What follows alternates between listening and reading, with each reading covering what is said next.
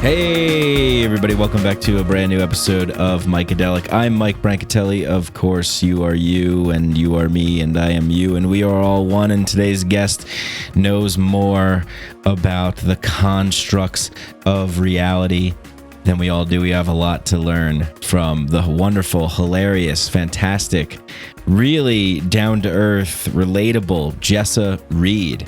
I mean, this is probably one of my favorite podcasts. I don't know exactly when I feel like I've always kind of been aware of Jessa as a comedian, having done stand-up and just kind of being in that world, knowing like, oh yeah, she's like really, really funny.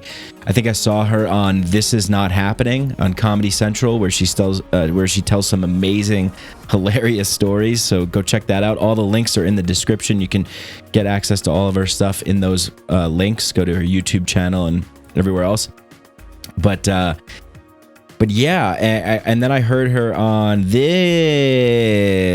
Is the Rainbow Brain Skull Hour with Ramin Nazar, past podcast guest, and Noah Lampert of Synchronicity, who will be back on the show soon, as well as actually Miguel Connor, my good friend over at Aeon Byte Gnostic Radio, had her on recently as well. And so I listened to her podcast. As I say in this episode, I binged some of her new podcast, Awakening OD, Awakening Orientation Department, and I was just like hooked. I was just like, man, wow, I saw so many similarities in our stories, and just in terms of reality, seeing reality, the constructs of reality, consciousness, alien beings, entities, dimensions, timelines, this sort of thing. So I was really, really interested in what she had to say, and her story is phenomenal. So with this podcast, we kind of just hop in and just get going. This wasn't, I didn't want to do one of those podcasts where we just retell the same story.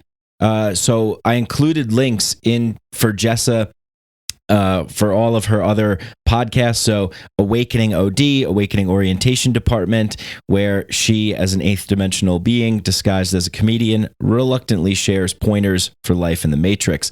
I also included MATM, Mormon and the Meth Head, which is a comedy podcast she hosted starting in 2018. I believe it went from 2018 to 2020, but that's up there too. And then also Soberish, which is her other podcast about consciousness and awakening as well. And I put those up there, as well as links. She was just on Duncan Trussell, so DTFH, where I started listening, and I think they did a really good, Duncan did a really good job, and Jessa as well, as getting into her story, her life, that kind of thing. And we touch on it here, but we also kind of have fun and trade stories. This was really just a fun conversation, and an insightful conversation. It was really, I don't know, it felt like when we started talking, I was just like, oh yeah, like I feel like I know this person, or I wanted to know her more, but I felt like really connected and relatable, and yeah, so we just kind of hit the ground running and got into it here. So I hope you enjoy that. Like I said, this was one of my favorite podcasts, so hopefully you guys will enjoy it too. We're already getting some comments. I released this early on Patreon, and we've already been getting comments saying that this is fantastic, amazing, one of the best. And yeah, I mean, I couldn't agree more. Jessa's just like completely, just totally a wonderful human alien being. Really, really super awesome to be releasing this, and to have met her and chatted with her. It's just great. So yeah, before we get into it, let's do the thing where I have to sell you stuff, cause I need to eat food to exist in this human body.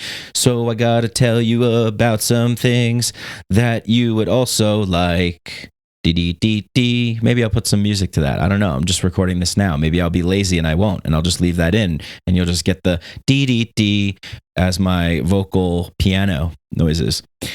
Sheath underwear, as you guys know, sheath underwear, what can I say? I mean, when you are in this human meat suit 3D reality, you need to, wear underwear, because when you wear a pair of jeans without underwear, it hurts, right? You don't want to be free balling in a pair of jeans, and you don't want to be wearing it. What are you going to do? Go get one of those, 5-pack underwears that are made out of sandpaper, and, will give you a rash, and, then you're sweating, and it's gross. Being a human being is gross. We're sweaty, we're hairy, we're gasping for air, we're putting food in our bodies, and we're farting and defecating and peeing. There's fluids everywhere, and you're sweating, and things get munched up, hopefully not crunched up and smashed up. And so sheath underwear is the solution, okay? It's the solution, right? Look at me, like a real professional podcast ad reader. Sheath underwear is the solution to it separates your man parts. Actually, that's the way to do it. That's the way to sell you guys. Like the Dyson guy with that really smooth, sexy, seductive British accent. Sheath underwear separates your man parts. Never sweaty, never a mess. Always separate and always comfortable. That's right, that's sheath underwear made with special moisture-wicking fabric, bamboo, and comfortable microfiber technology. That's sheath underwear. Sheathunderwear.com. How many times can I say sheath underwear in sheath underwear? Buy a pair of sheath underwear. Buy a pair of sheath underwear. They're really comfortable. Put in the promo code Mikeadelic. You get 20% off. You help the show. You help me. You help Sheath. They're a local Colorado, hometown, family-friendly company. They love comedy. They love podcasts. And they love supporting people. Hey, maybe you want to get a Sheath sponsorship. They'll send you a pair of underwear. You start promoting it. Message me. I'll hook you up. Sheath is the best. Truly. And the pouch comes in handy for lots of things. Let's just say you're going to a club, you're going to a concert, you're going to a festival. You got a pouch in your underwear, if you know what I'm talking about. So it's really, really handy. You can put, things in there, mainly things that are attached to your body or other things. I don't know. I'm not going to tell you what to do. I'm not going to tell you how to live your life. You decide what goes in the pouch. You decide how to use it. But it's super comfortable, and I love them. So sheathunderwear.com, promo code Mikeadelic for 20% off. Check out Mushroom Revival. The link is in the description. All the links are down there. I only promote stuff that I like, so I use their stuff. Of course, I love Sheath. I'm wearing them right now. I'm actually only wearing Sheath underwear right now, which is great, and a Metallica t-shirt. But they're great. So I only promote things that I absolutely love. You guys know that, and I'm just kind of like, recommending them, whatever. Buy them, don't buy them, but whatever. Do whatever you want. Obviously, you're going to do whatever you want, but really, do what I tell you to do. They're great. You're going to love them. So check them out. And it's the perfect time as the weather's getting warmer, except we just got dumped on here in Colorado. 19 inches of snow. Had to dig my car out this morning. It was treacherous, but fun. It's fun. Go play in the snow if you can. It's great. But now it's warm. It's getting sunny and warming up a little bit. So it's a good sign. Student Loan Tutor, check them out. Link in the description. Just schedule a consultation. Tell them that I sent you. Okay, there's no promo thing or link thing. Just say I sent you. Everybody needs help with student loans, so check them out. They might be able to help you. They might not. They might say, yeah, we could totally help you. They might say, what the fuck? What this? Sorry, this student loan tutor. No, this is an offshore gambling operation. And then you place a bet. Maybe you'll win some money. Who knows?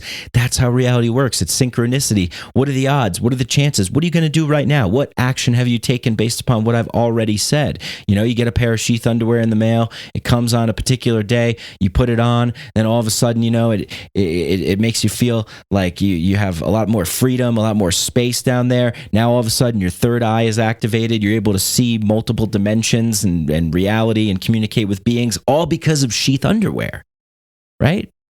I mean, there's no telling to what can happen when you have your man parts separated by their dual pouch technology. That's sheath underwear, the most sophisticated pair of underwear. Okay, I don't need to do that anymore.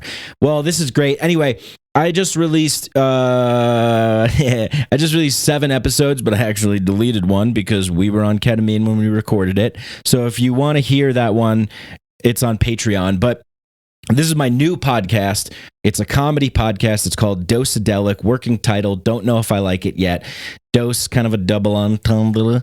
But it's, who knows what we're going to do with it. But check it out. I released it on the main Mikeadelic podcast feed. So it's really, really different than anything that I've put out on Mikeadelic. I mean, it's kind of similar because it's me and we're talking about the same kind of stuff. Similar types of things that we're talking about with Jessa on this show. I think this show is it's really funny, but it's also really insightful and has a lot of good information and wisdom in there too. So from Jessa, of course. And but Mikeadelic is this new show that I've been doing on Patreon. It's sort of been like my open mic beta testing ground to see if people like this kind of thing.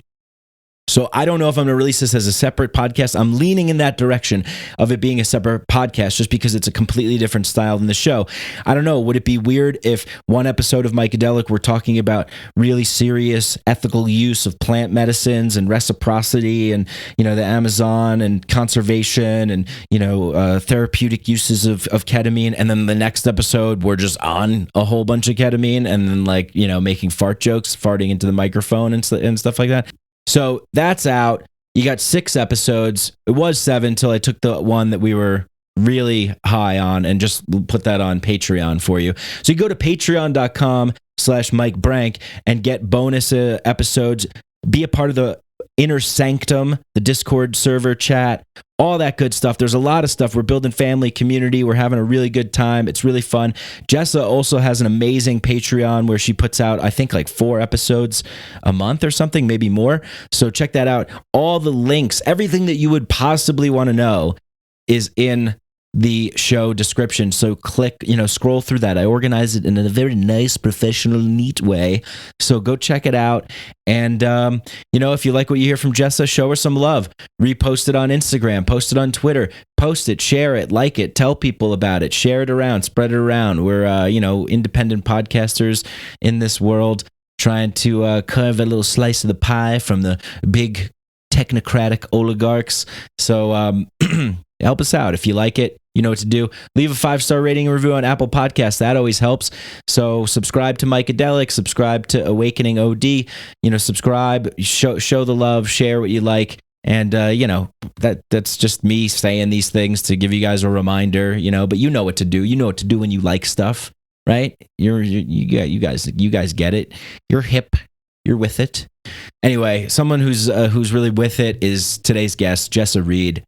She is fantastic, and I absolutely love this conversation. Hope you guys too. Without further ado, let's get into this conversation with the amazing, hilarious comedian, super tapped in ambassador from the Galactic Federation to shine a light in our 3D reality and help us see the way in this apocalyptic Mad Max dystopian hellhole of a matrix that has been programmed so that we can figure out what the code is and reprogram it. Jessa Reed. Psychedelics are illegal not because a loving government is concerned that you may jump out of a third-story window. Psychedelics are illegal because they dissolve opinion structures and culturally laid down models of behavior and information processing. They open you up to the possibility that everything you know is wrong. We don't need new laws that control our consciousness and rigidly place it in a prison. Cognitive liberty. The fact that as adults, if we're not hurting anybody else, we should have the right to explore the contours of our own consciousness without any mediation or legislation on the part of somebody else. Reject authority. Authority is a lie. Information is power, but we have to seize the opportunity. The opportunity.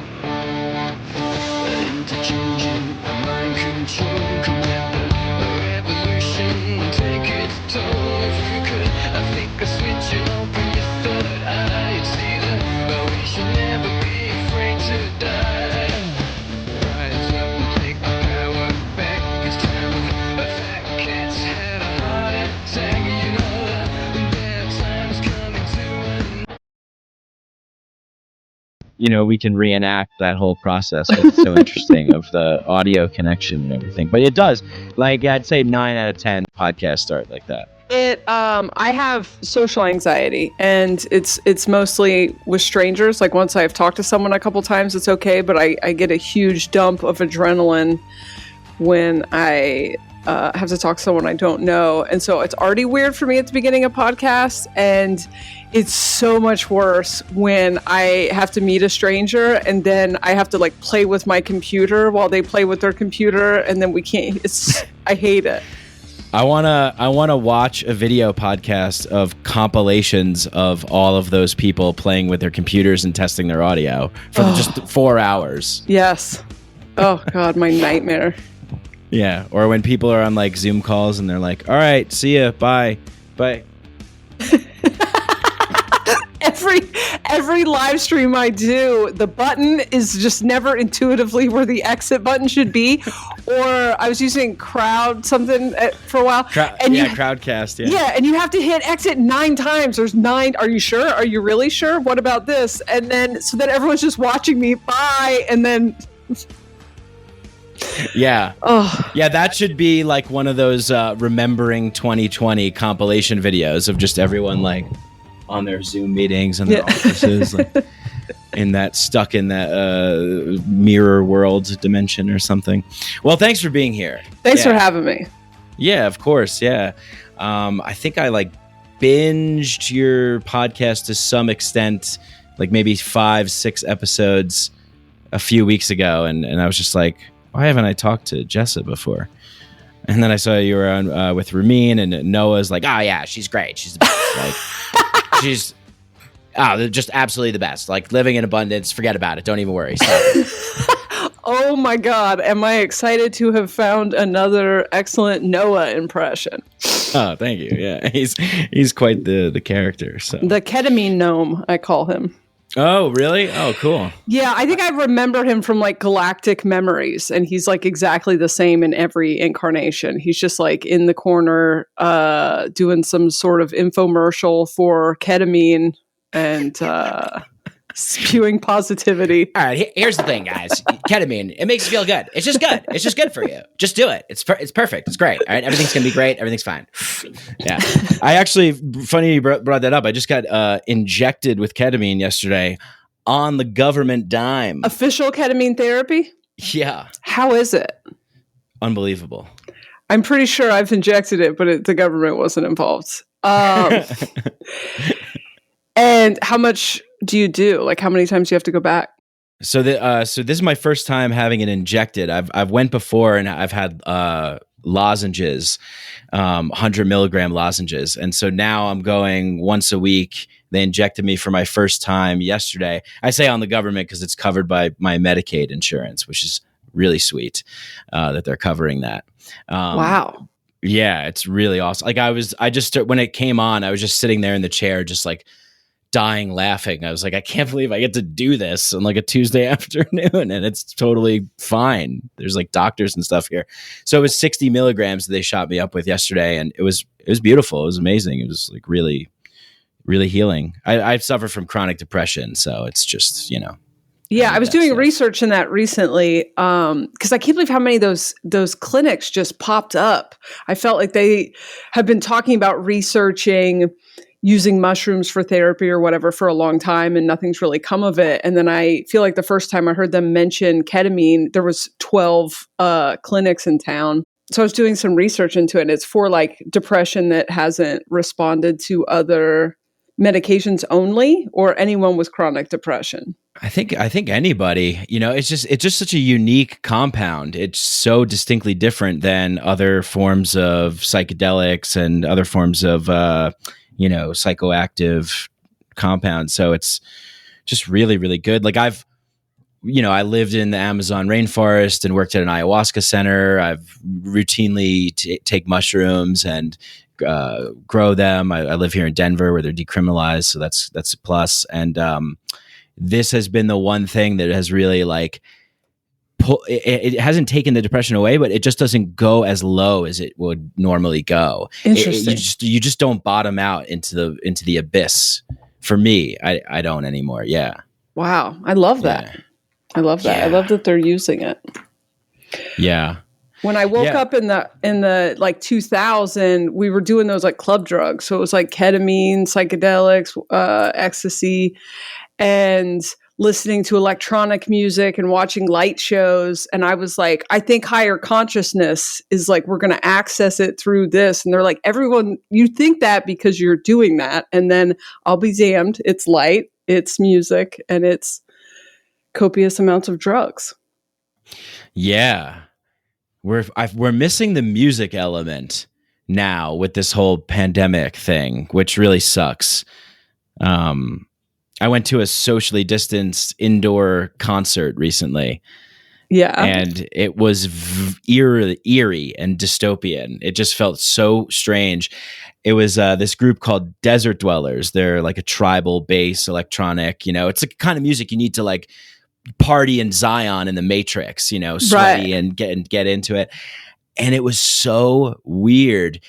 And I told my friends it felt like being at a TED Talk where there was a musical performance, because everyone had their sectioned off tables. So they like came out and they're like, hey, hope you guys enjoy these tribal beats. No. Yeah. And I was just like, what are we in a fucking concentration camp? This is insane. Like the military's backstage, like you got an hour to play. And it just felt so strange. And so I'm like, yeah, but that's a component that we're missing for the total awakening, I think. So we got to be dancing and grooving with each other. We could do it in our houses. I'm using a lot of binaural beat stuff or like frequency stuff off of YouTube for meditating.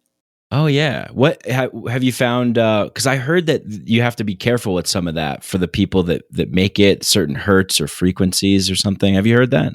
I have heard that.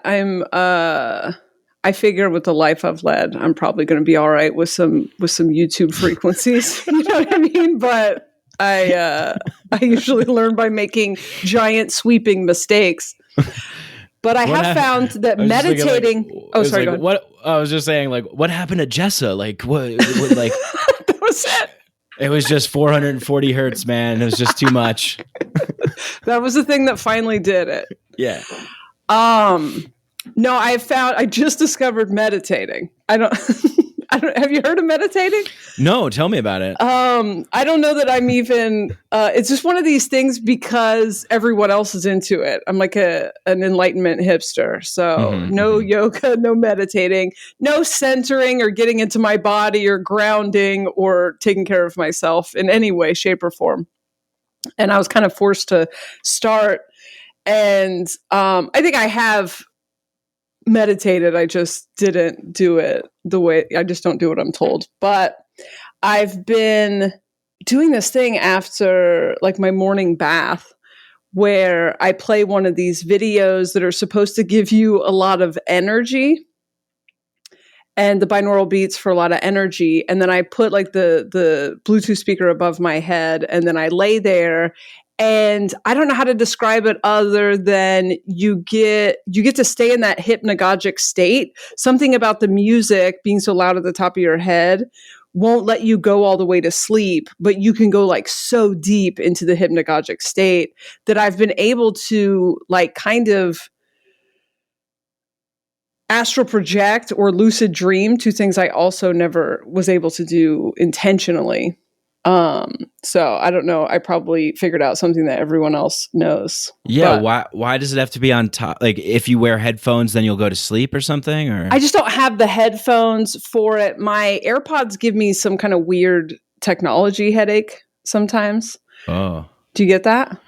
I just got them. I just got the new ones like recently. I've only been wearing them for like 2 months. Oh, I love them, but they'll like hurt my head sometimes. They'll hurt like even these headphones will give me that sometimes. But no, I want to get some good, comfortable, like regular over the ear headphones for that. But so far I only have the speaker. So I've just been using the speaker. And this is just I was just fucking around when I discovered it. But I can go into that like state and play around in the in-between for like an hour.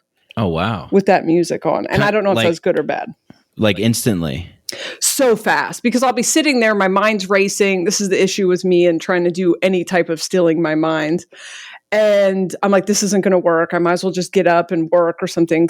And then I'm just out within, so it's like 6 to 15 minutes at the most. And then the song is usually around an hour. And as soon as the song ends, I've like consciously been like, oh, I'm getting back into my body. And I think this is just what everyone's been doing with meditating. And I am talking about it like I just discovered it. But yeah, well, some people can't. I mean, like, it's hard to get to that place. Just I'm able to go there. Have you ever done float tanks?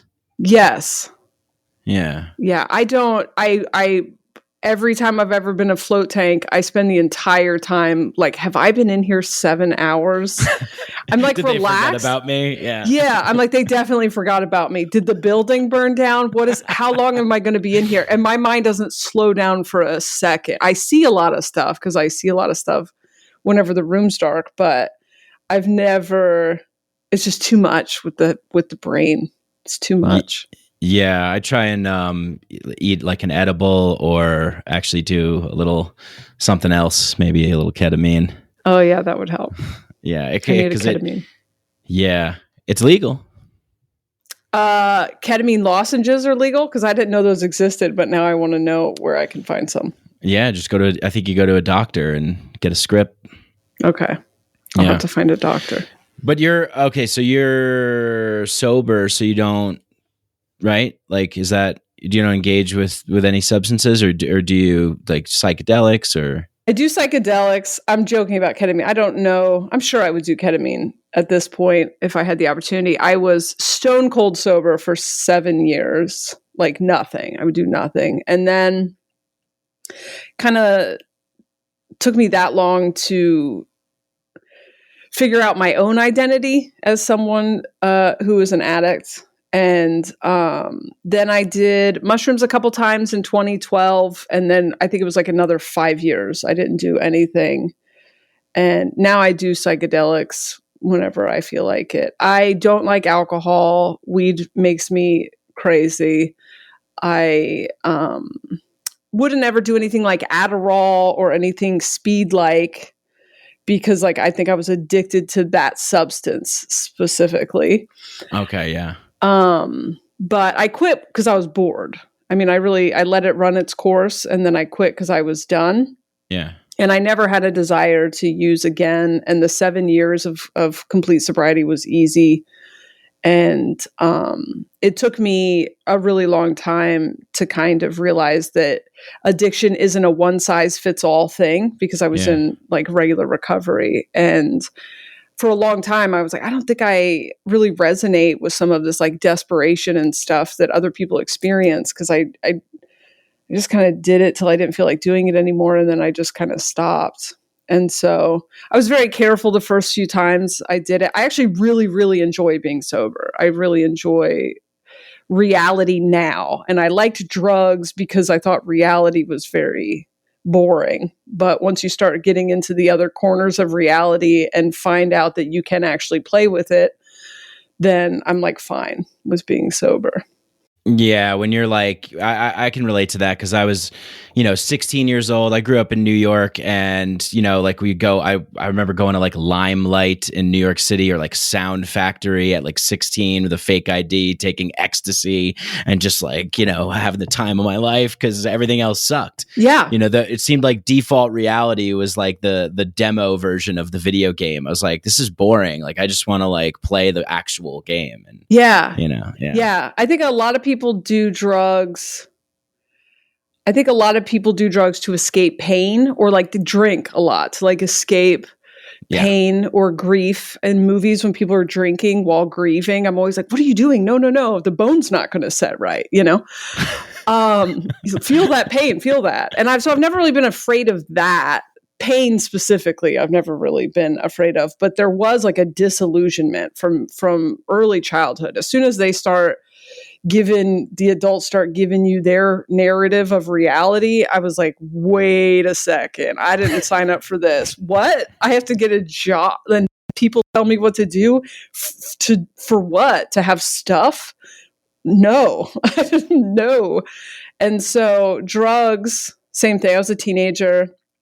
on a ton of psychedelics and smoking weed every day and drinking. And I was just trying to escape the matrix. I was trying to make it interesting. And I think that's, I woke up while on meth, and then there just kind of came a point where I was like, I think I realized I could access higher parts of reality without the drugs, and then I just kind of didn't care about the drugs anymore.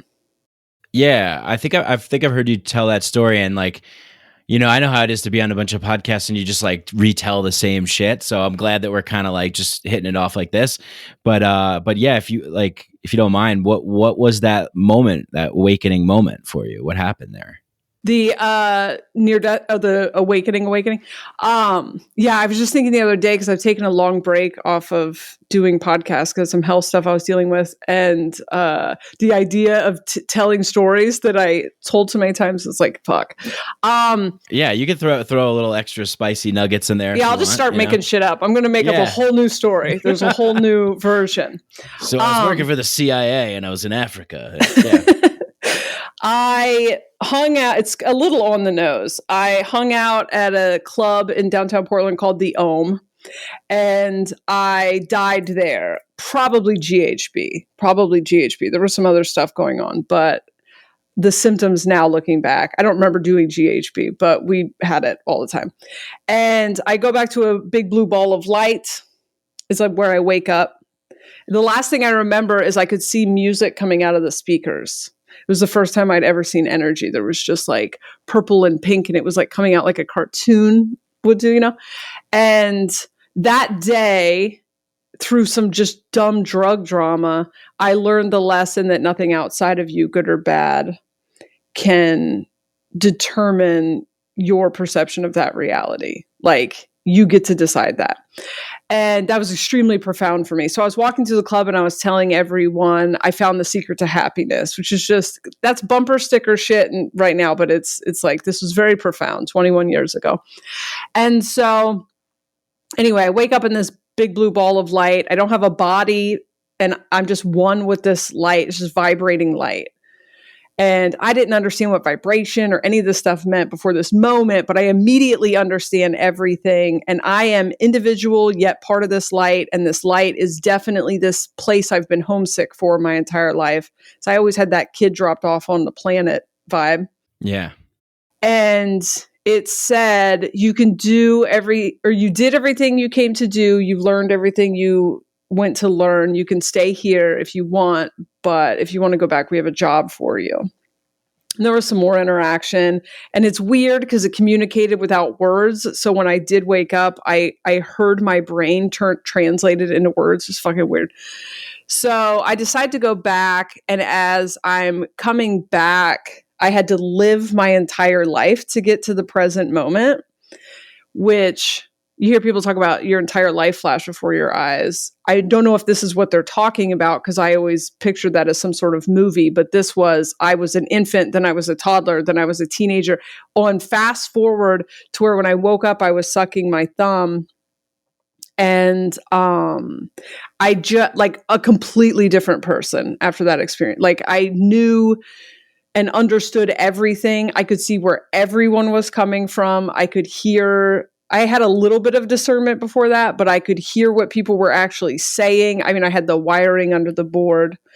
And then for the rest of my meth addiction, I was trained by aliens, which, meth, who knows? Yeah, I wish that was a part of Breaking Bad. Like, Jesse just gets, he's just like, dude, Walter, I'm telling you, man, it's the aliens. They want us to do this.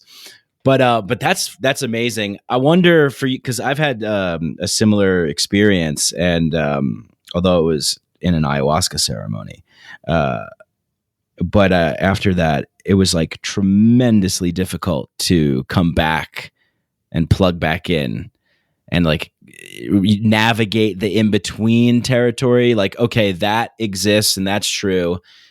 So I went into like a dark night of the soul, as they call it, kind of period after. Did that happen for you too? Oh my God. Did you try to kill yourself? Sorry. That's just I didn't attempt it, but I was definitely considering it a lot. Yeah. For some reason, I was very exaggerated a lot back then. So a lot of my memories are like, I remember saying that there were a lot more attempts than I can physically remember. I only remember 2 attempts, but I tried to go back. I think it was only like a few weeks of being awake.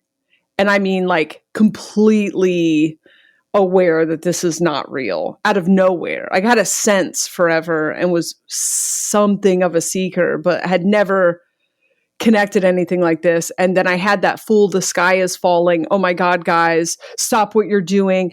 And the realization that you can't wake anyone else up, that nothing you can say will make anyone understand you, was so isolating. And then the bliss, the feeling of the bliss, it took me a while to forget it. It took probably a couple months to forget what that bliss felt like. And so I just wanted to go back. I was like, okay, well, they gave me the option of door number 1 and door number 2. This is obviously not the right door. So I would like take backs, please. And so I remember one night there was a space flew over the house, and I cried, running down the driveway, like, take me with you, like, sincerely so desperate to go home. And two attempts that I remember were I hung myself in the bathroom, and I woke up in my bed the next day. The thing I hung myself with was nowhere to be found, like never existed, and no roommates knew anything about how I got into my bed. And I now know that if you try to leave the thing, you just hop timelines to one where you live. So I might have actually died on that timeline, but you just Russian doll back into this fucking reality. Fuck. Yeah. So like they lost me in that one probably, but like I just woke up on a different one where I never had that fucking belt. And then the next time was a bottle of pills, and I woke up in a guy's house, a friend's house, after like three or 4 days had passed, and I couldn't, like, how did I go to the bathroom? Like, where did those days go? You know? And time's weird on meth, but there was days, because I know that because I had borrowed someone's car to go over there and do that, and they had called it in stolen. So I knew that I'd been gone for 4 days. So then I stole their car again and went to and locked myself in the mental hospital, or the psychiatric ward at the hospital, which was, not like a new vibe for me. But I was just like, listen, I woke up, like, put me back to sleep. And so they put me on some antipsychotics, and it didn't put me back to sleep. It just made my avatar work in slow motion. So I was just like, all right, I guess we're here. I guess I'm staying in this. Yeah. Damn. Well, wow. I can, that's some, I don't have any words right now. That's wild. But you talk about, like, one thing I love about you, Jessa, is that you talk about it so matter of factly.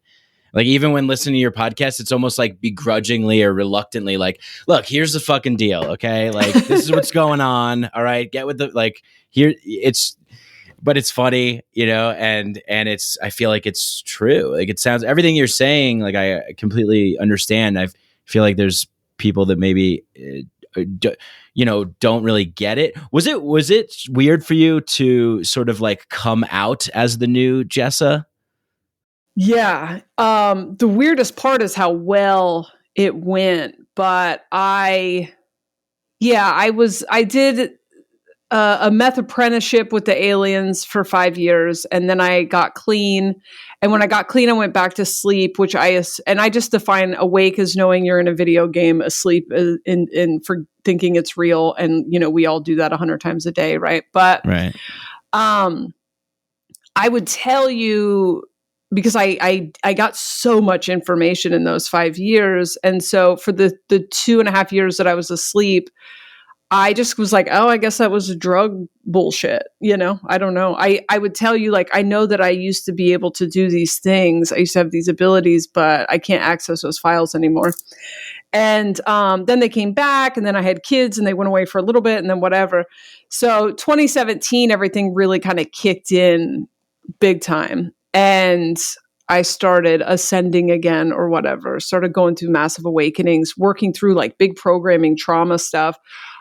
I had more of what I call fourth dimensional mental space awakening. I didn't have that activated emotional space yet. And so that's a bitch. And so I worked on that, and then as soon as that opens up, I start to kind of get this pressure from the aliens who never really went away, but I never really publicly talked about them. You had to know me very well to know that that was a big part of my life, because I learned that you can't wake anyone up. And even if you do, they will go back to sleep and resent you. And I learned to just keep it quiet. And I'm also weird in that when people started seeing, I don't like the New Age movement, I'll stop criticizing them at some point, but it's so much bullshit. No, don't. We need you. It's so much bullshit, and it's got the words. It drives me nuts because they use words and concepts that are true, but then they apply all this shame and guilt. So rather than being like, when you are able to reach a place of positivity, you will be able to create these things easier. It's like, why aren't you being positive? It's like shaming you for being authentic, which is the most important thing, is knowing who you really are. Right. And so a lot of why I kept it quiet was because I didn't want to be associated with them, with that thing. And it's kind of hard to that's why I use so much computer video game stuff, is to try to like get away from that high vibe, keep it shit.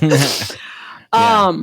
So the aliens were like, shit or get off the pot, basically, in July 2019. And my life had completely lined up for this without me realizing. I got my first comedy thing at 40.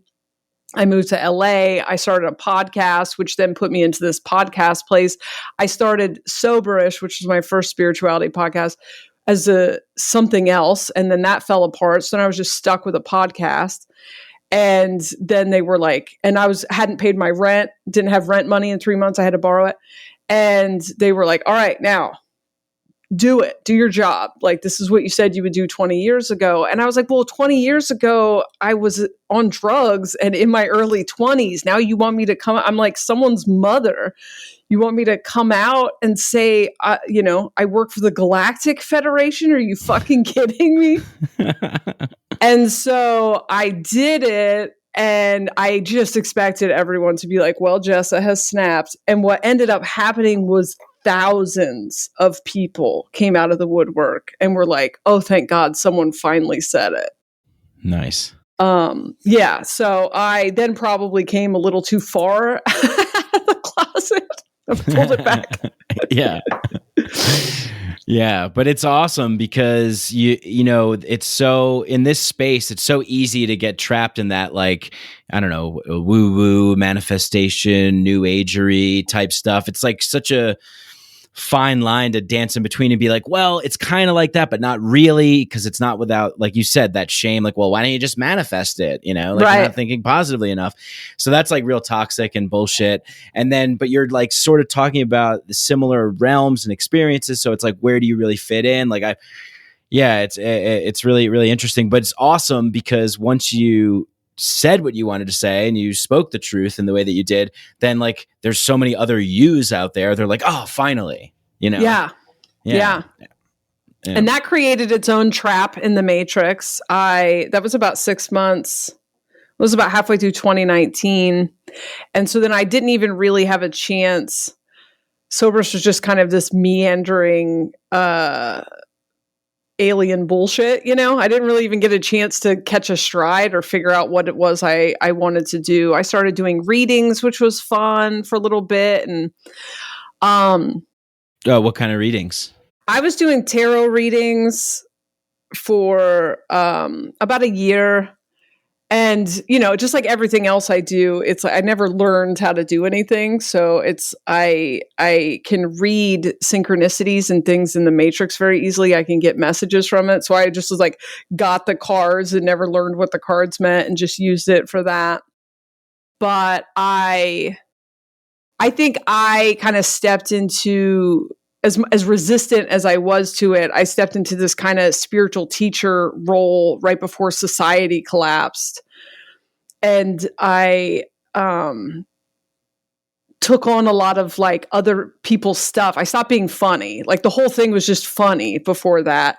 And then I stopped being funny, which it was extremely difficult to be funny in 2020. So I don't regret it. But I learned a lot about what's mine, what's yours, and what's ours, and what is my responsibility. And there was just kind of, I think, everyone's reeling. And so some people are like, well, tell us what's going to happen. You know, it creates this kind of codependent thing, which I've had with other readers before. You know, I've had that addiction with YouTube readers and stuff. So I don't know. It was and then I got sick. I spent a lot of time being sick. And then there's the shame of being fucked up in the matrix when you're talking about how to operate in the matrix, but you can't figure out how to get yourself out. So 2020 was wild. That was the worst year of my life, but I wouldn't trade it for anything because that was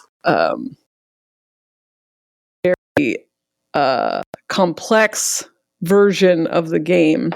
But I kind of feel like we're picking. I don't know. I have some theories about what 2020 was, but they're not fleshed out. Yeah, let's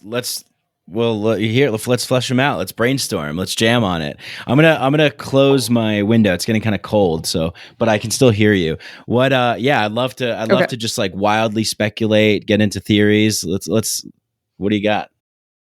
Do you have any experience with noticing that time is a flat circle? Like, are you having any of these realizing that something almost the exact same happened last year, same day?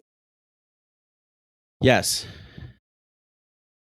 Yeah, my current working theory is that 2020 is when the civilization died, right? And so we all went into something that I was getting downloads about before it happened called the karmic washing machine. So it's like we're leaving a game about where we're unconscious and we're going into a game where we are conscious. That's obviously a process to come up out of that.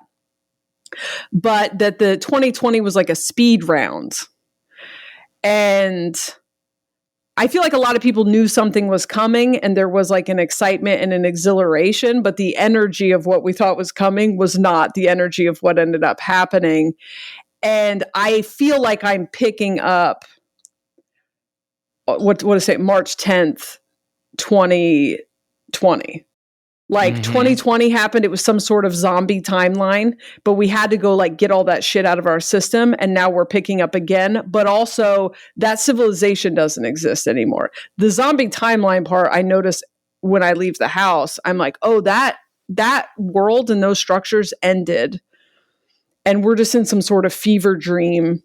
Some people are trying to get it back. They're trying to have some pet cemetery relationship with the old reality.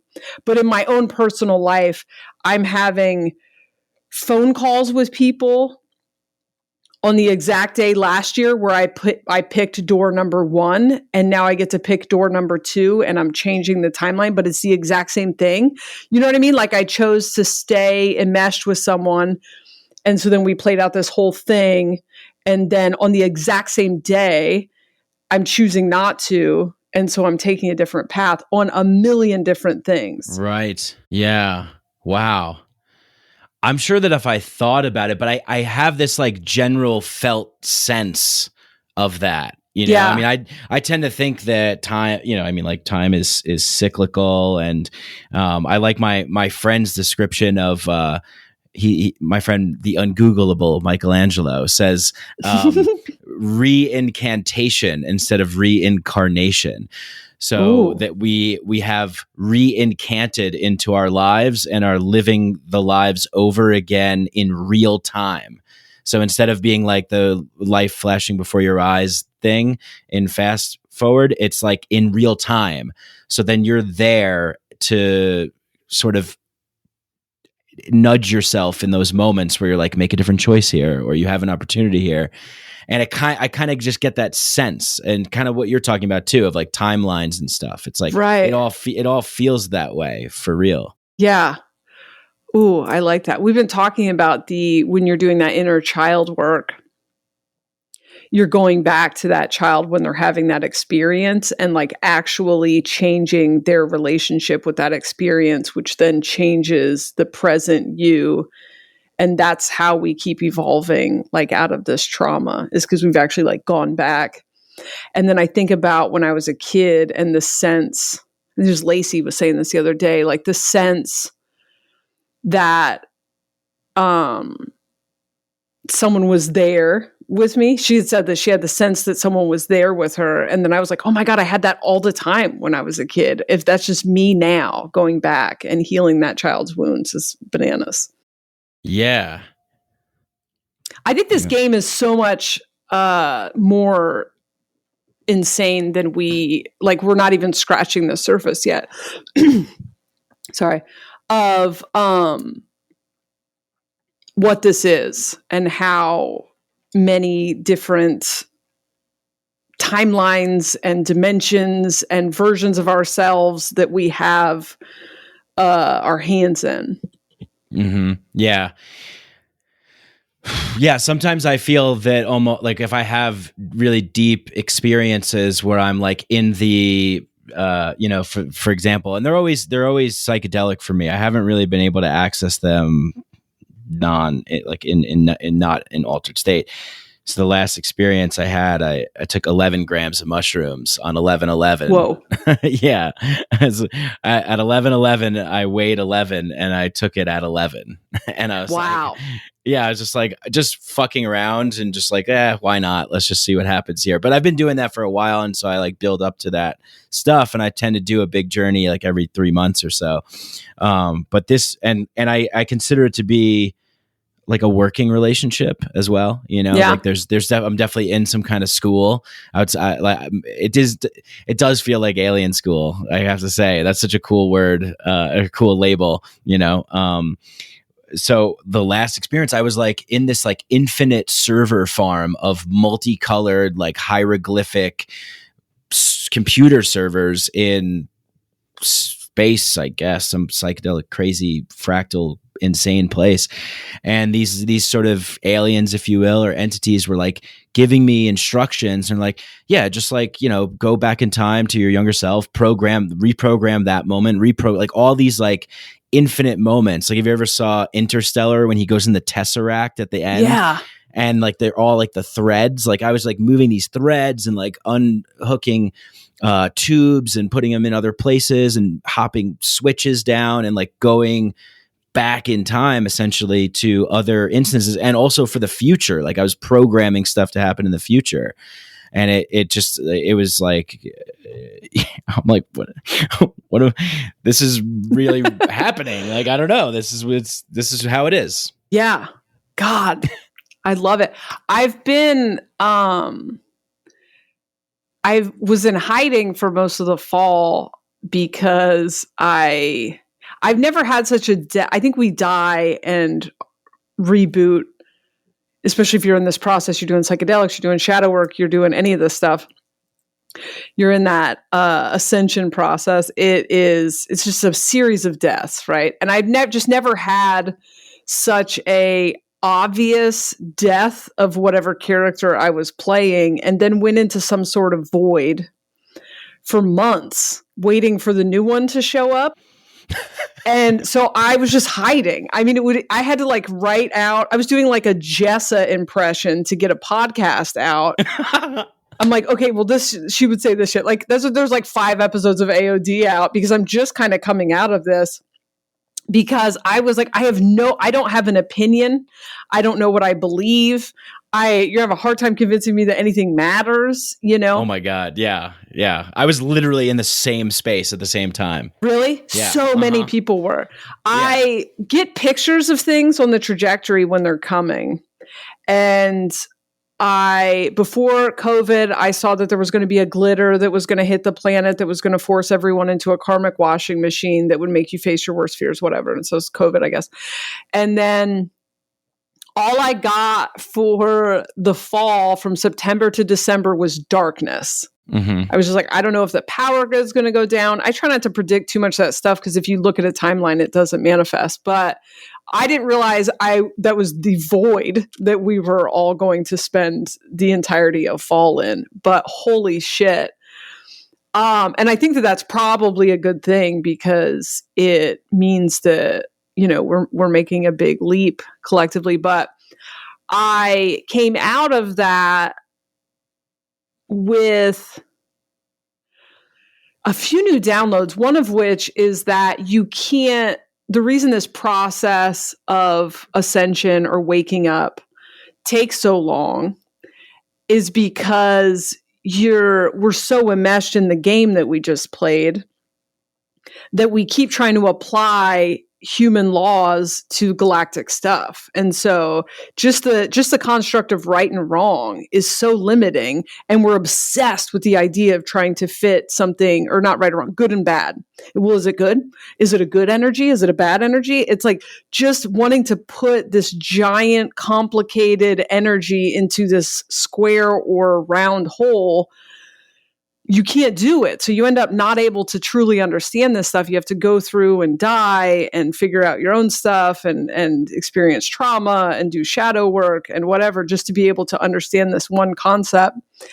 And then and so I realized how many things I wasn't understanding because I hadn't healed that part yet. Like, I talked a lot about the parasitic structures. I still had a lot of this, like everything outside of me. The parasitic structures outside of me, we have to deal, because parasites, you know, famously exist outside of the host. And through this process, and especially that void, I realized, I just have to heal that in myself. You know, it's not some big thing out there. The awakening, the new world isn't something out there. It's something that I create and heal inside of myself. And then the other big one was the new world, or the utopia that we're I believe we are headed towards, felt like some grand calling. It felt like some destiny that we need to get to, some sort of finish line. And I've recently truly realized, because I've had a conversation with Ramin where he was like, you know, we just go right back to sleep, right? I mean, you know that this never ends. You don't ever get off of this train. It's just we wake up to go back to sleep. So I knew that, but I didn't know that. You know what I mean? It hadn't like soaked into my soul.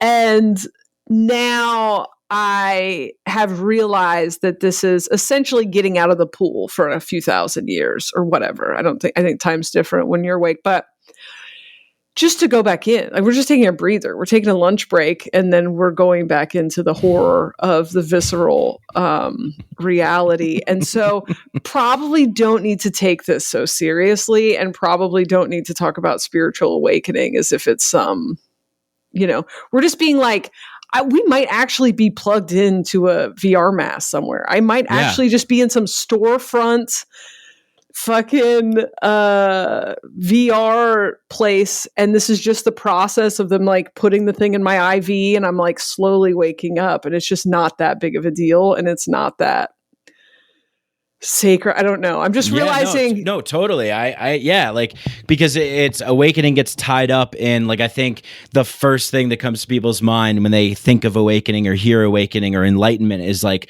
total euphoric bliss. Like, I'm just this white light. I'm just this angel. Everything's perfect. And it's like, you're not getting it. Yeah. You're not you're doing something else. Like, you want something else. And that's just not why do you even want that? It's boring. I've been there, and it's just like, okay, it's pretty cool, but you don't want to be that all the time. Right. Because then you're just like, what the fuck? Like, that like pause is a chance for you to like update your character in the video game. Like, you get to like go, your character's just there, like, you know, and you're just like, okay, let me attributes here, and then plug back in and then go back in. Yeah. You know? Yeah. No, go ahead. Oh, I was just going to say, like, I had an experience under it was like 6-gram mushroom experience where so have you ever seen the show Westworld?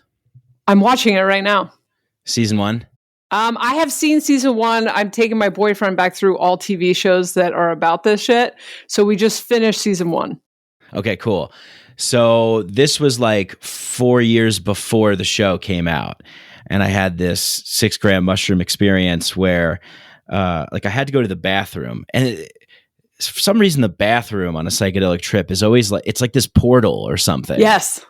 It's so weird. Like, so I had this moment where I completely left my body and I woke up on this table and these people were above me and it looked like the room where the robots wake up from in Westworld. Whoa. And they were like, oh, they were just having a casual conversation. They were like, oh, he like broke through. He like, he like came through too early or something. Like, all right, get him back in or whatever. And I was just like, where the fuck am I? Like, did I die? Like, and then I was thinking like, shit, my brother's wedding's coming up. Like, I'm going to be dead in the bathroom. And they're gonna be like, we're like, you know, like psychedelics did this, you know, and I'm going to, you know, give a bad name to drugs and stuff. And so like, it's psychedelics, you know, and I like that that's where you went, that you weren't like my brother's wedding, my poor brother's wedding. You were like, oh my God, the mushrooms. Yeah, I'm like, I'm going to give a bad name to the progress of psychedelics. What are the people at MAPS going to think of me? Yeah. But it was, you know, vivid. It was real. I was there. And then like years later when that show came out, I just like got chills and I was like, holy shit. Like I was there. Oh my God. Yeah, they were like, they seemed like kind of alien humanoid, and they're like, oh, put him back in, plug him back in. Like he went too far, he popped through. We got to get him back. And I was just like, whoa, what the fuck? Wow. Yeah, that's also like what I never even thought about how in Westworld, that's exactly what people who remember alien abductions report. Are you on Clubhouse? I am lurking on Clubhouse. Okay. It is the only social media that comes with the social anxiety of having to talk to people in person. So I just watch. I haven't found anything good. Do you have good recommendations of things to listen to? Because it's mostly how to get followers, or it's just the shit. You know, it's like seminars. How to turn your depression into NFTs. Yeah. Yeah. So I bring it up because I was in a room called We Are All Aliens, and I just popped in and they were talking about alien abductions, and then it led to like trauma, but a lot of cool stuff, a lot of like that kind of Zachariah Sitchin alien races. The people that ran the room had some quiz to take, like find out what race you are or something. Wow. I'm an Anunnaki. Apparently. Really? Yeah. Sick. Yeah. The galactic history stuff, I was never really into. I mean, I knew I was an alien, but the aliens told me that. And I understood that what we think everyone is human, but there's actually like fairies and gnomes and dwarves and in human bodies. And if you look at people for the different species, you can like energetically see in their faces and stuff, or in their personalities. And then a fuck ton of aliens, and then a bunch of just regular humans. And I've been getting into this kind of galactic history stuff, or the history of Earth and these different species. I can't consume too much of that stuff because it just starts to sound like nothing to me. But I really like that show Initiation. And we were just talking about Westworld and this cycle. There seems to be this cycle with gods and aliens and consciousness in general, where the god or the alien, the higher being, makes a creation. And from what I can tell, it makes the creation to enslave it. Like it makes the creation to get it to find gold. You know, this is how we got one iteration of humans. But then there is another side that I'm probably butchering this, that desires to give it consciousness. This seems to be some sort of battle. And then the creation becomes sentient, and then it pushes back against its creator, and then it becomes a god. And then the first thing it does is wants to create its own thing so that it can use it. And the humans are doing this now with AI. Yeah. And they have this sense and this paranoia that they have to dominate the AI and make sure that the AI never becomes sentient, because then it'll come after us. And it's like, I don't like, yeah, probably at some point. That seems to be the cycle of life. That's what we do. So just get excited for it. Yeah. Yeah. I just finished watching this show on HBO called Raised by Wolves. No, And I haven't even heard of that. Oh, I think you would like it. It takes place in the future, and it's about AI, androids. The Earth is destroyed. We destroyed the planet, and there was a fight between the atheists and this like hybrid Christian group called the Mithraics. And so the atheists send these two androids to Kepler 22b. It's produced by Ridley Scott. It's sick. And they Kepler 22b, and they have like 6 frozen human embryos, fetuses. I don't know. I don't understand things about that area. But one of those, how babies are born. And the androids are supposed to raise them without religion so that they could start like a new thing. But then it gets really nuts, and there's like snakes and like hybrid things. And it's this whole crazy like Garden of Eden sort of thing going on. It's really, really cool. And the android woman is known as this thing called a necromancer. And she's basically like a nuclear weapon, but in like humanoid android form, flies and then destroys people with the sound of her voice. Whoa. Damn. That sounds amazing. Thank you for the recommendation. I put it really on the list. Yeah. Yeah. Yeah. There's some good stuff out there, but yeah, I mean, I think like that whole thing, that seems to be like a common trope, you know? I think that's probably what I would do if I could clone myself, is just clone myself and then get my clone to like mine Bitcoin or something. Yeah. Remember when we were afraid of clones? I just thought of that the other day. I was like, remember when there was all this like Christian paranoia around them cloning a sheep? Yeah. And then we haven't heard shit. There's probably clones all over the place. Do you think? Yeah. Do you think there's clones? Do you think Eminem's a clone? A lot of people say he is. Oh, really? Yeah. Why? Because he went from being like that hardcore, aggressive, misogynistic, bigoted kind of guy to, you know, now he's like, I don't know, kind of like social justice warrior. Is he? Something. Yeah, apparently, yeah. I just saw yesterday he just put out a song about they're not going to quit until they cancel me. And I was like, oh, Jesus Christ, can we stop with that? No one is even thinking everyone's trying to, I mean... they were like, I don't know. I just, people don't know the difference between call out and cancel, but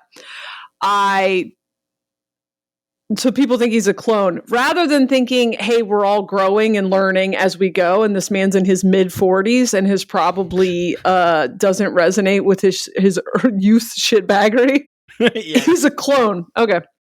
That seems like a better way to like explain. I don't know. You know, it's one of those conspiracies that's easy. It's just easy, right? Like you can just be like, yeah, but you're probably right. Like he's like definitely grown and learned a lot of lessons along the way. That actually makes me happy to hear that he's moved towards social justice. I think we're almost the same age, he and I think. And you know, you weren't allowed to be sensitive. He's just so obviously someone who was sensitive as a kid and wasn't given support to be that way. So he became misogynistic. And so I hope we get to a place after holding space for victims and stuff that we do like let people change, let people grow, let them become better versions of themselves, because a lot of it's just a product of the programming.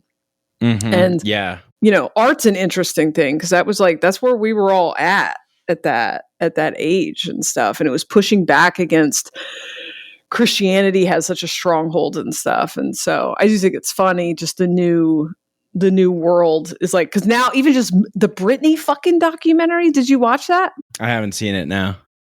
it's so insane how toxic we were 15 minutes ago. I mean, 10 years ago, she has Ed McMahon hitting on her when she's 5. She's got Diane Sawyer humiliating her.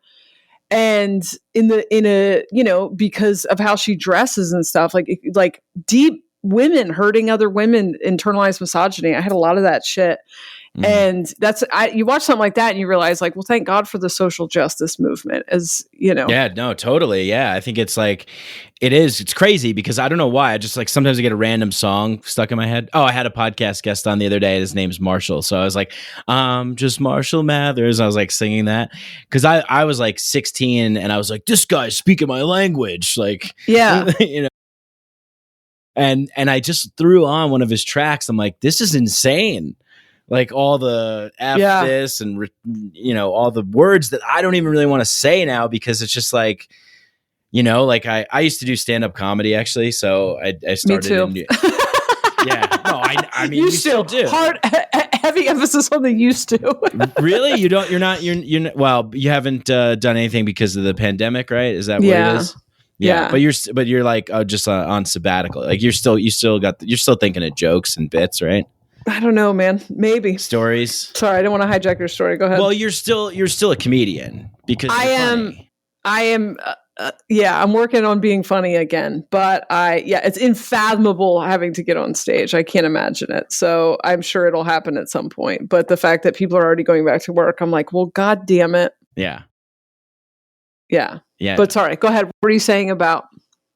Oh, just like I just think it's interesting how, because like I started in 2013, so I only did it from 2013 to 2016 because then I drank ayahuasca. I was just like interested in all these other kinds of things, and I had difficulty making things funny. Like you brought that up before. It was like, fuck. Like I how do I do this? Like the thought of going to like stand up New York to do like a 5-minute spot and talk about like my old set material. It was just like, this, what am I even doing? This is insane, you know? So yeah, I'm curious to know about like how you feel about that, because I mean, like right now or then, it's just like making these things entertaining or funny. I mean, you do it on your show.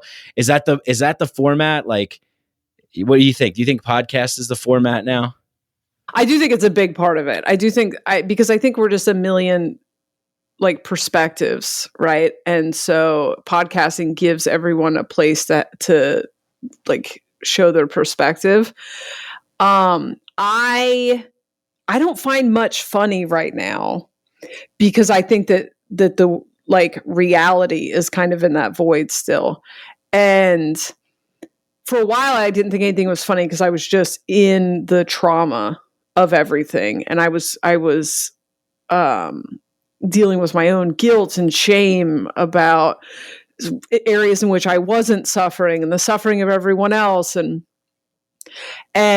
a lot of what we used to think was funny was like other people's trauma. You know, there was a lot of like punching down and stuff, which was never really not overtly in the way that other people were doing it. Now I can listen to my comedy and just like some dumb one like reference or something go, oh, that's connected to someone else's trauma, or oh, that was, you know, using someone else for a punchline, but not like extreme versions. All my stuff is extremely autobiographical. Yeah. And but the higher dimensional beings are very funny, and they are very kind of sarcastic and almost cutting. That energy is very, it thinks everything we take seriously is so funny. Yeah. And so I do resonate with dark humor, especially when it's someone talking about their own trauma and their own pain and making jokes about it. Like I always liked the comedians who suffered from severe depression, making jokes about their suicidal tendencies, stuff like that. There was something extremely cathartic about that for me. And for me personally, making fun of myself and my pain has always been like how I've healed it. And that it can't be the only way. I've had to learn how to also have feelings, but I think what people think is funny says so much. The music and the comedy of the time says so much about the consciousness of the beings. So I am incredibly curious about what the fuck is comedy after this? Because I can't imagine just dudes with beards being like Tinder. Am I right? You know what I mean? Or is there going to be just like a million fucking jokes about Zoom? You know, like what are we like? We've all just been staring at four walls for a year. So I am going to force myself out to get out and see it. I did write a special immediately before this pandemic that I have gutted because it was like about love. So who gives a fuck now? And it is now, it's dark, sad stories about my life, but then also it's a lot about consciousness, and it's more of a TED talk than comedy. And I think that's probably it for me. I think I'll do that special. And then I am trying to talk my boyfriend, he's a musician. So I'm trying to talk him into doing this dumb idea I have for these like interactive shows where it's like a guided meditation. She meditates 3 times. But you know, it's comedy. They're funny. I just mostly just want to talk to other like aliens and stuff. I've like kind of lost the ability to interact. I used to be really good at switching back and forth. And now I'm like, it feels so clunky with the words. Yeah. And the stuff and just give me the aliens. There's enough of us now. There's so many people that are playing this game on different levels that like, it's like too much work to try to relate to humans. Yeah, totally. I mean, I think it's just like a whole new dimension opening up, you know, Yeah. like you said, like when you said the aspects of your personality, that's exactly what I thought, because it's just, it's hard to represent the totality of who you are in like a one-dimensional social media space, or like, this is like, you know, there's comics that do it really well, and that's just like who they are, you know, like a Mark Normand or someone like, hey, comedy, hey, you know, and he's just got like his jokes and like, that's what he does.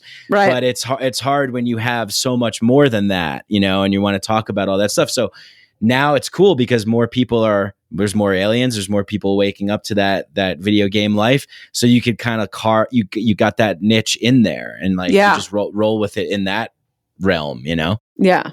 Yeah. So I think that's probably also being perceived is exhausting. Like being perceived.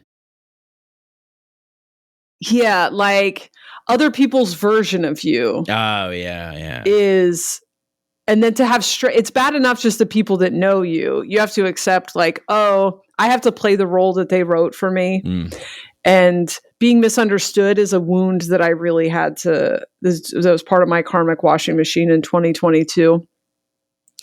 And I'm someone that I don't have a problem apologizing or admitting that I was wrong. And I really kind of want to be able to make amends. And I've definitely someone who's been a million different flavors of shitbag in my life. And I had a few experiences in 2020 and you get a lot of these when you're in any sort of public sphere with people who don't know you. And a lot of, you know, they see 30% of you, and then the other 70% is just based on their own projections and who they need you to be or who they've decided you are.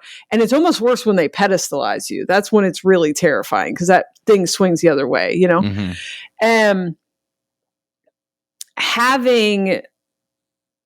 Having people create their own version of you, which they need to learn their own lessons. And now I think of the weight of all the times that I did that, because we all do it all the time. You know, that's why I said I'm going to stop.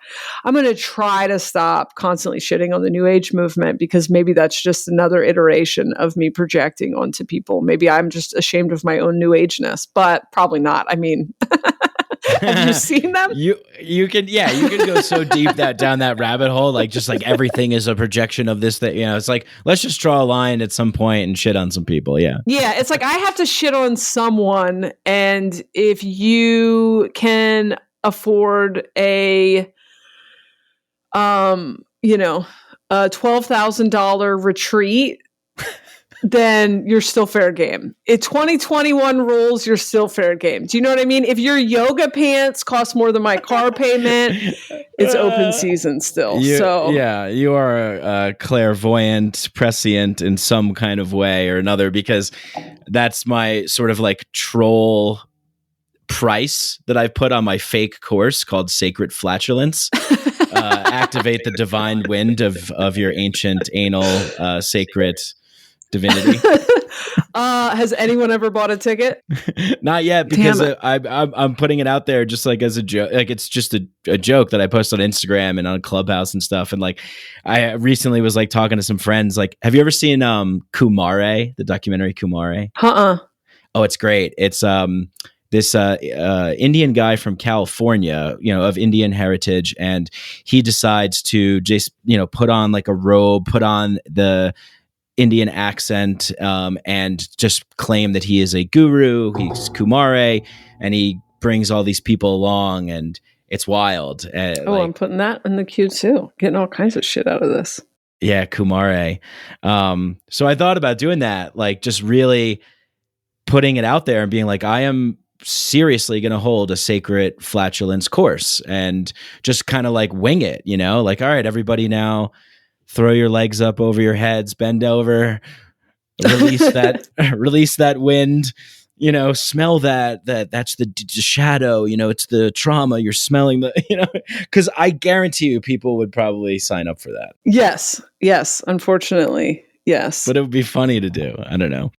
But yeah, anyway, so it's $12,000. You nailed it. That's exactly what I'm selling it for. I love that. 72-week course. I think I can't get the flatulence part out. I feel like I've seen something it's butthole sunning, I think is what I'm thinking of. Which actually I guess those have value, getting your taint burnt. But yeah, it's gone. I lost it, whatever it was.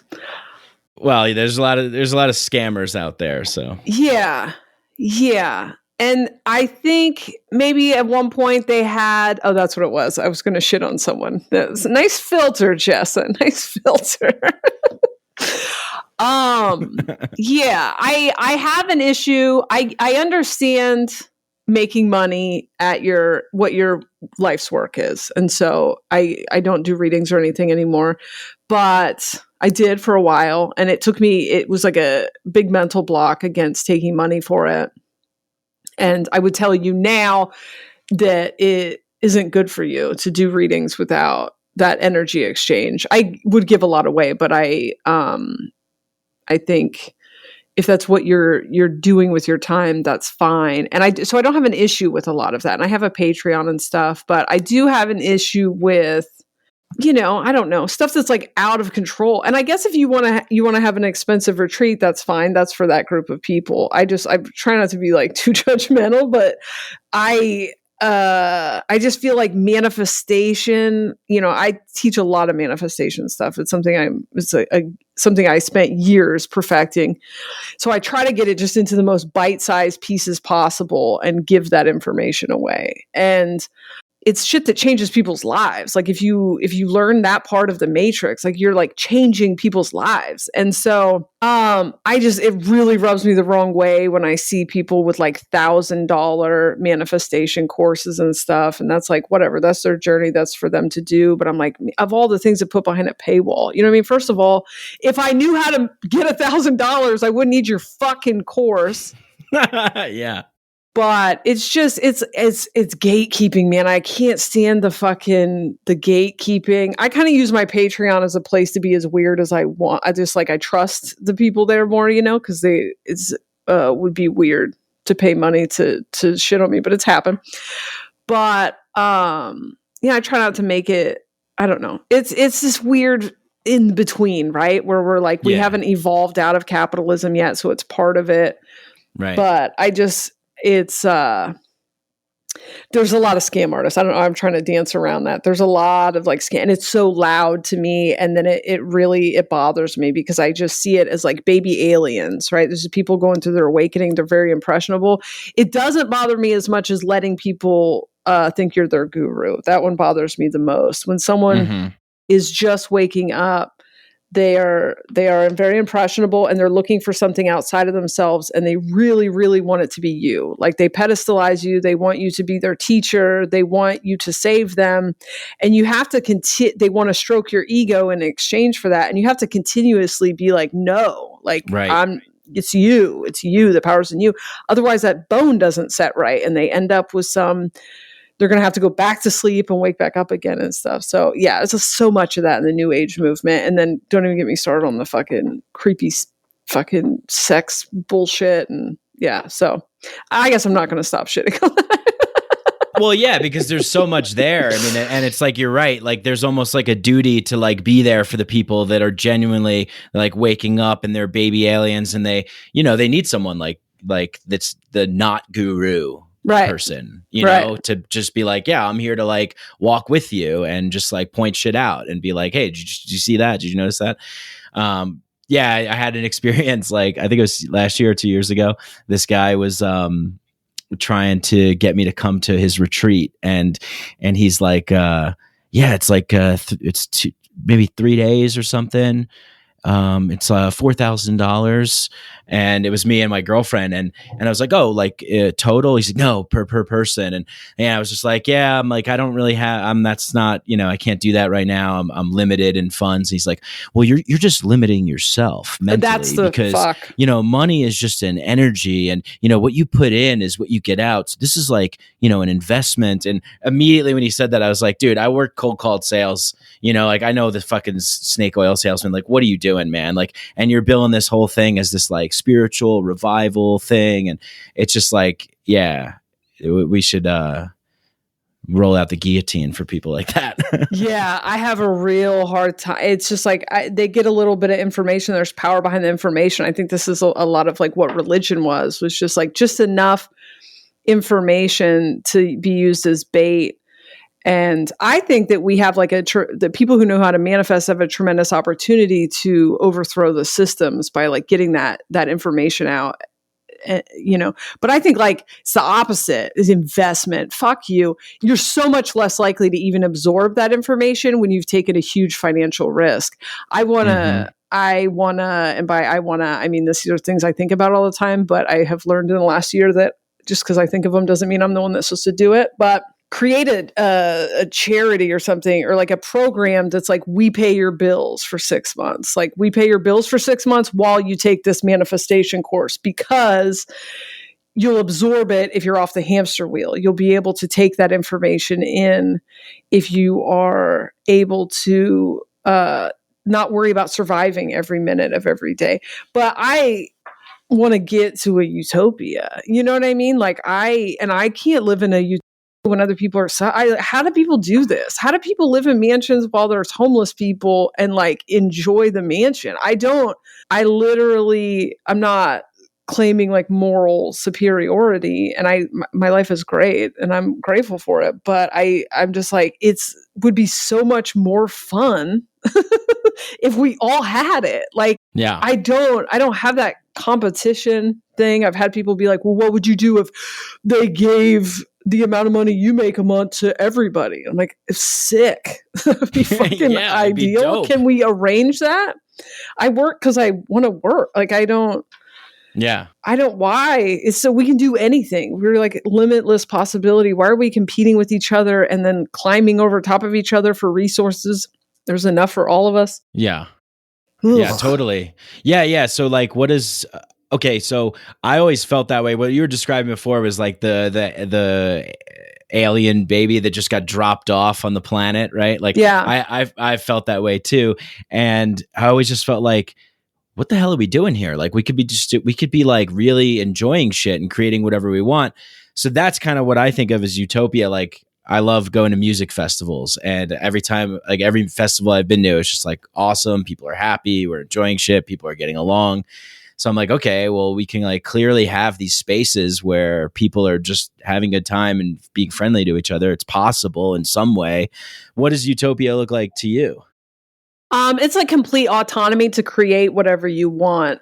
We can't jump cut from what we currently have, because this has been such an oppressive system with so much competition and colonization and system. Like, there's so much cleaning up that needs to be done. But basically, if you just let people step into their power, you know? Get people mental health services, stop rigging the system is really it. It's like, if you stop rigging the system to benefit a tiny group of people who like to act like they're the best, it's like, you're not the best. You just are rigging the system. You're manipulators and you're very good at narrative.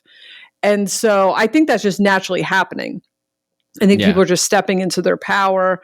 And then I love the idea of just everyone just create your own version of utopia and stop using other people as batteries and stop trying to control other people and just let everyone. We have a lot of healing to do to get there because of the oppression and the, you have people without homes and you have people that are sick without medicine and stuff. So, that's to boil it down to capitalism or whatever, because it's a lot and it's way older probably than that. And I also don't know much about what the words I'm using mean. Things like capitalism, I didn't pay attention in school, but energetically, a lot of people have to wake up and that's already happening. And then a lot of people have to heal their shit and make amends and clean up their side of the street. And so I think we're in a completely different society by 2027. And, but we're probably 100 years before it's completely, I don't know, that actually might not be true. Stuff's moving very, very fast. I think it's vastly different. And I think that the values have drastically changed.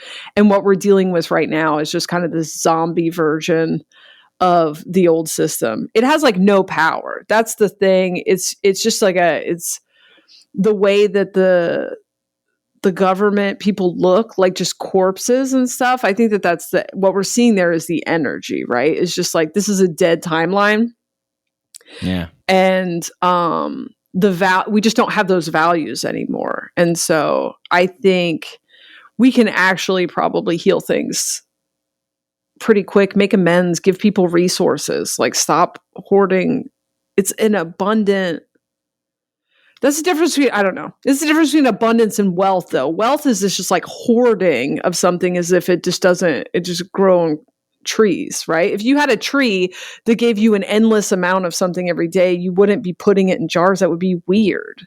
Yeah. And that's what the lack, like greed is lack. It's not abundance. It's lack. It's this belief that I have to get mine, but it's got all this other wiring in it that's about hating yourself. The greedy hate themselves. And so they're trying to put on some performance to make people think that they're good because of all the things that they've accumulated. But there's like, we reward that in society. Even poor people reward that behavior by pedestalizing them. So as that starts to crumble and you start to be ashamed of hoarding resources, it's going to shift things quite a bit pretty fast. How the fuck did I end up on all this? Sorry. No, yeah, definitely. No, you're right. I think so because I'm getting the feeling that like I was talking to a friend yesterday. I was just like, we were talking to like, I don't know, pop culture, whatever, like back in the day, or I don't even know back in the day, but maybe like 2 years ago, you could just say like, I don't know, John Stamos or something like.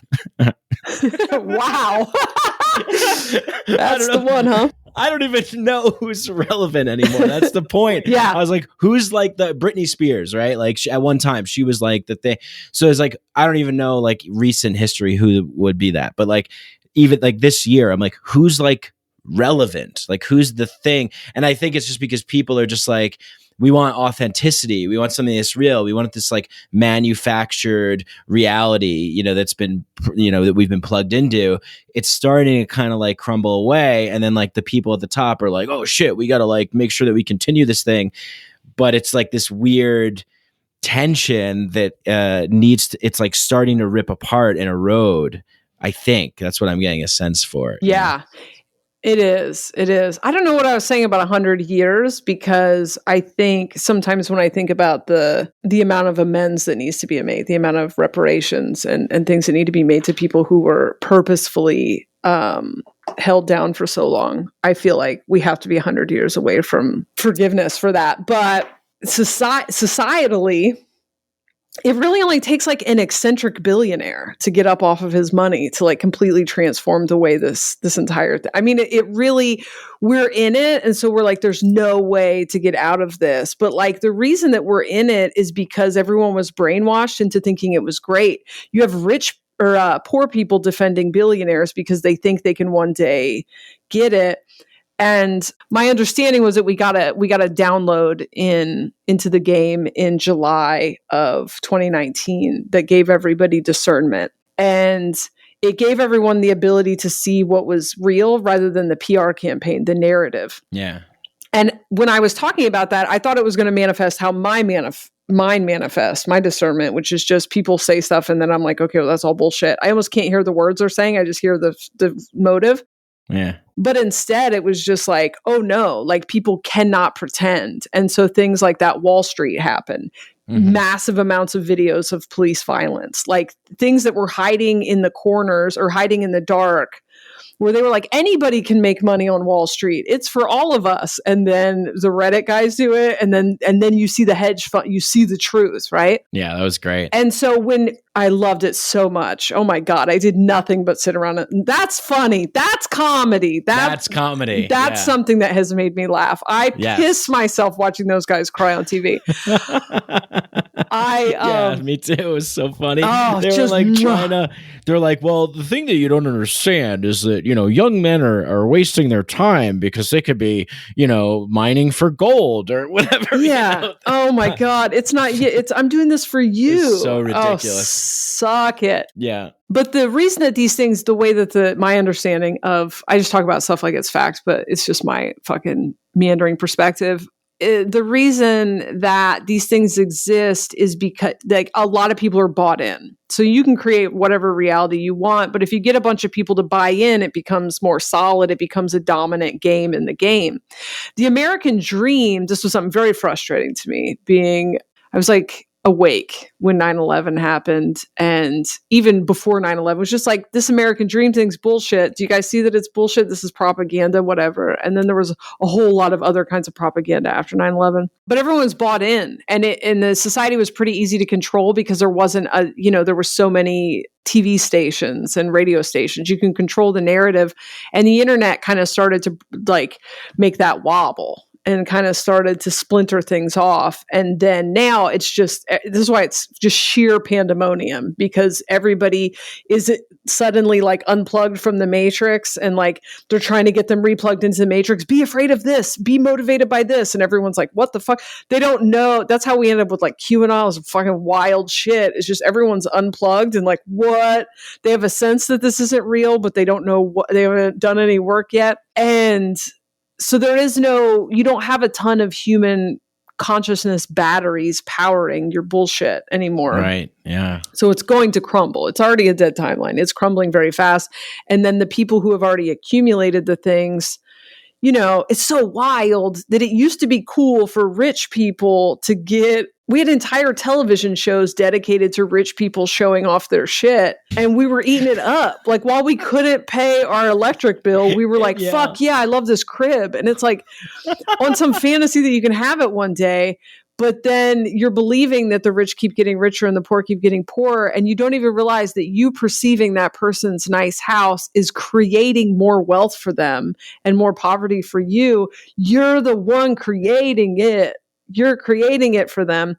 So a celebrity culture collapses and we no longer incentivize. I saw, what's the fucking chick, Chrissy Teigen or whatever, just like flippantly say on Twitter, oh, my mom loses an AirPod every day. And it's silly mom or whatever. And everyone's like, bitch, this is like 2 months into the pandemic. People can't fucking feed their children. We don't want to hear about your $100 a day AirPod habit. And now that shit's pushing back, there's just like a desire to be charitable for Clout is going to come out. I think. I think we by celebrating people's net worth, which to me is gross. I think saving money is gross. Yeah, I spend everything I have. Yeah, I just by the end of the month I'm at zero, or sometimes less than zero.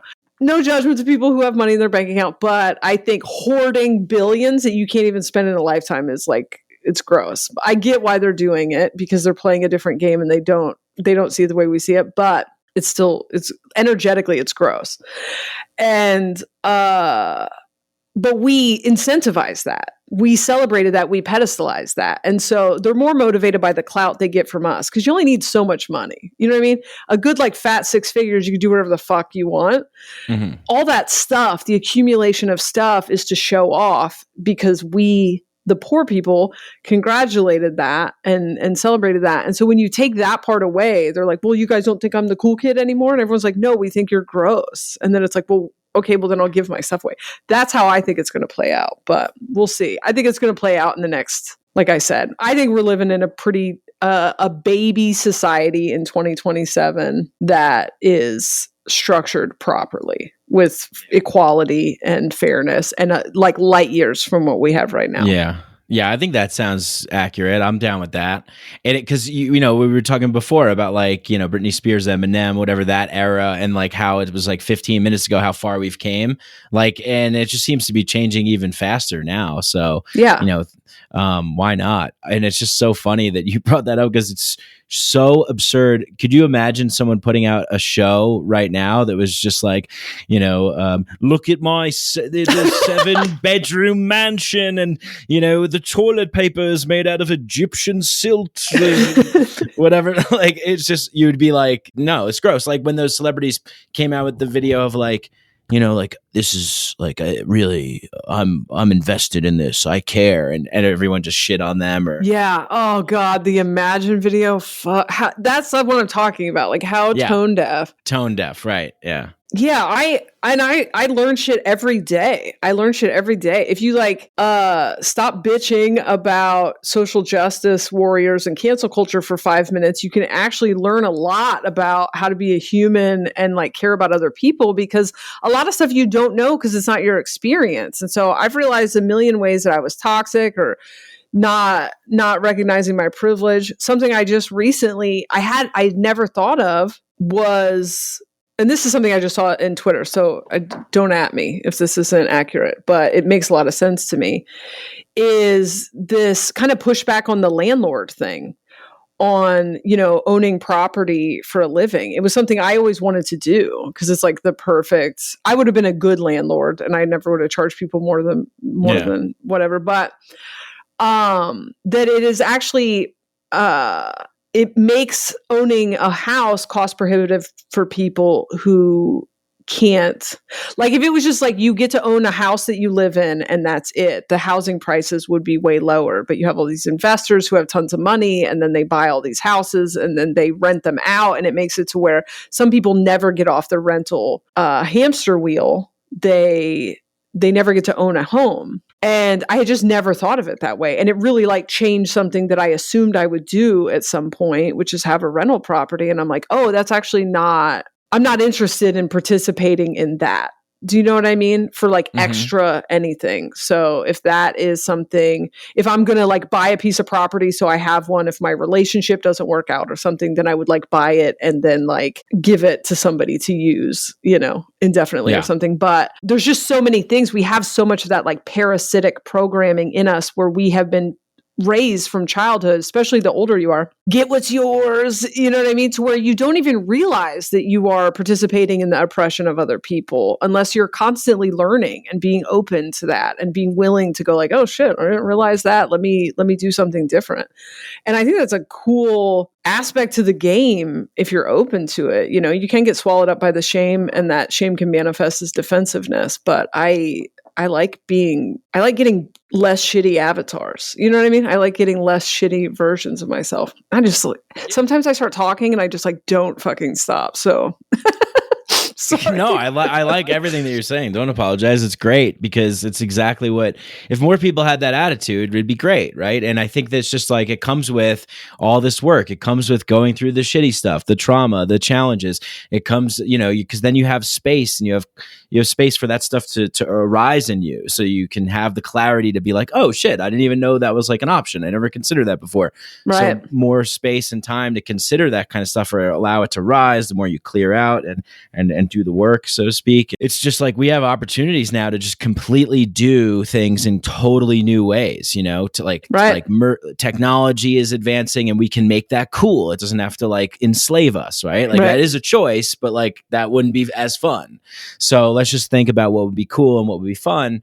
But you have so many people panicking, you see this all the time, right? Like I think one of the biggest things now is like crypto and NFTs, and it's like I'm kind of interested in that, and it's like seems kind of cool, but there's so many people that just get into like, okay, what's the thing I need to do? Okay, buy houses, rent property, like this is because they're panicking because they don't know what else to do. Right. I think it's the energy you take into it. Something Noah said.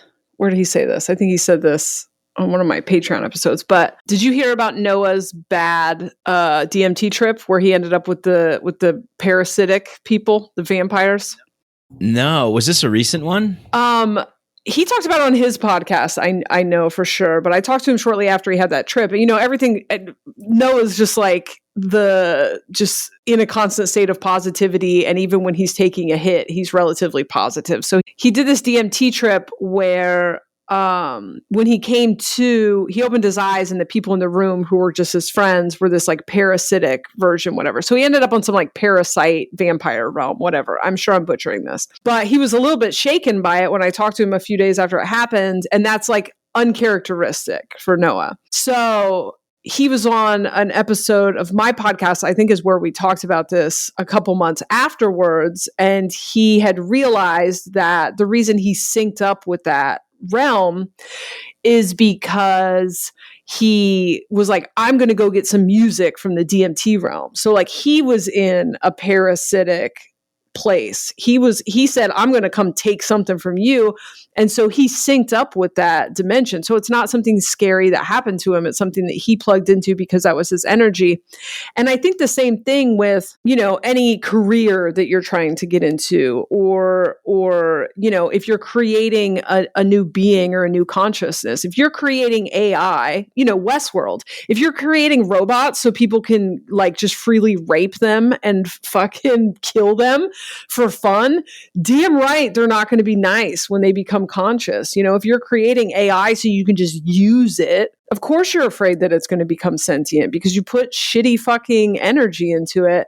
And I think the same thing that's what rubs me wrong with anything in the New Age movement. I don't have any problem with you making money in the spiritual things. I don't think you should make things unattainable for certain groups of people. I don't think you should perpetuate exclusivity and like class shit. But when there is like trying to keep customer retention or trying to like pull people in or make them never want to leave, or I know some people that are like, you need to get I've heard of people who are like, oh, you have a familial curse that you need 5 more things for me to get, bringing that gross capitalism energy into anything higher dimensional where this is supposed to be what's that word, we are decentralizing everything. Yeah. And so I don't know that much about cryptocurrency, but sometimes it doesn't seem decentralized to me. But I don't, I'm talking out of my ass, and this is how I'm going to get hate mail.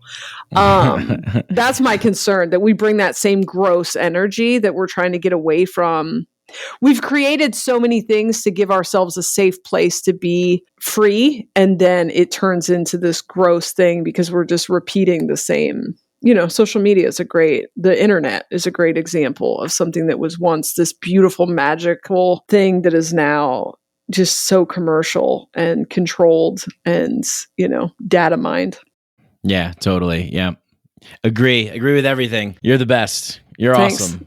Yeah, this has been a great chat. Really enjoyed it. Thank you. It's very nice to meet you. You'll have to come likewise. on and so I can hear your story on my podcast. Oh yeah, that'd be dope. I got a lot of stories within stories too. A lot of similar experiences and whatnot. So yeah, I guess, people go check out Jessa Reed, right? Like just Google, and where should they go? You want to tell them where to go? I guess if you're in a podcast, start with Awakening OD. There was also Soberish. Awakening Orientation Department, right? Yeah, so if you are looking in a podcast app, it's Awakening OD, I think. But that stands for Orientation Department. And then, I'm hiding out right now. It's Jessa Reed Comedy on Instagram and Twitter on the hellscape that is social media. I don't know if I'm going back there or not, though. Cool. Yeah, definitely check out Awakening OD because it's awesome. You do such a good job of just like putting it out there. And I love what you said. You said something before. It was great. You're like, I'm just talking about these things as if they're facts, but it's just like, whatever. Like, that's just the way that I'm.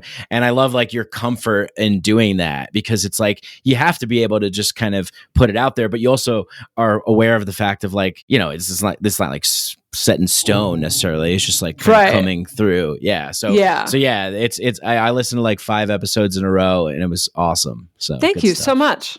Yeah. Thank you. It was very nice and your to meet Patreon, your Patreon is also a place where you put out like a lot of shows and stuff, right? Yeah. 4 bonus episodes a month. They're very different than Awakening OD. They're more interviewee or just kind of this sort of thing, just kind of going down rabbit holes and stuff. And then I do energy updates, do like group tarot readings. And then there's a $20 tier that I don't think anyone should join because it's bullshit. Awesome. All right. Well, smoke meth, talk to aliens, follow Jessa Reed.